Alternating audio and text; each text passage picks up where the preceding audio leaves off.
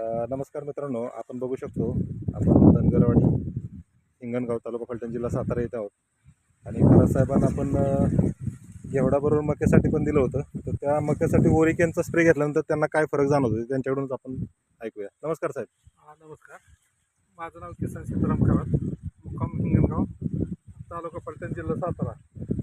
हे औषध मारल्यानंतर एक फवारणी केल्यानंतर मका जवळजवळ हिरवापणा आणि ग्रोथ आणि उंची भरपूर वाढली. पावसात सुद्धा मकाला काय झालं नाही, पाण्याचा ओलावा टिकून राहिला आहे. शेजारी मका बघायची असली तर तुम्ही बघू शकता, शेजारी वापरणे आम्ही दोघांनी एकाच वेळेस पेरलेली एकच मका आहे.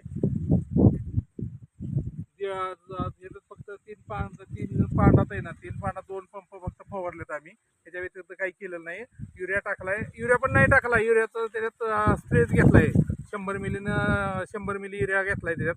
म्हणजे एकूण वापरून तुम्ही समाधानी आहेत? हो, समाधान. मग इतर शेतकऱ्यांचा पण हे टेक्नॉलॉजी वापरल्यानंतर फायदा निश्चित होऊ शकतो. 100% होणार फायदा. आणि चांगले हिरवेगार पानं, रुंद पानं होते ती मकाची. आपले लोणंदच्या शॉपीचे संजय शिंदे साहेब पण आहेत, तर त्यांना पण ही मका बघून काय वाटतंय?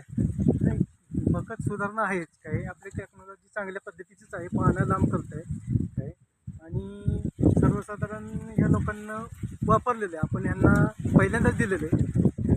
त्यांना त्यांच्या भावाने बी शेजारी त्यांच्या भावाची मका आहे, तर त्याला काही एवढा उंची वाढलेली नाही. तर यांची जास्त प्रमाणात होती. आता सर्वसाधारण कमराला प्लॉट लागलेला आहे आणि तो प्लॉट अजून भुईलाच लावतोय, तर म्हणजे 100% फायदा होतोय. फायदा आहे. तर बघू शकतो आपण इथं 2 प्लॉट शेजारी एकाच दिवशी पेरणी झालेली आहेत. तर हा फरक आहे.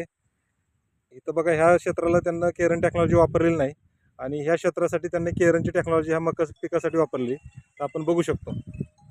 धन्यवाद सर.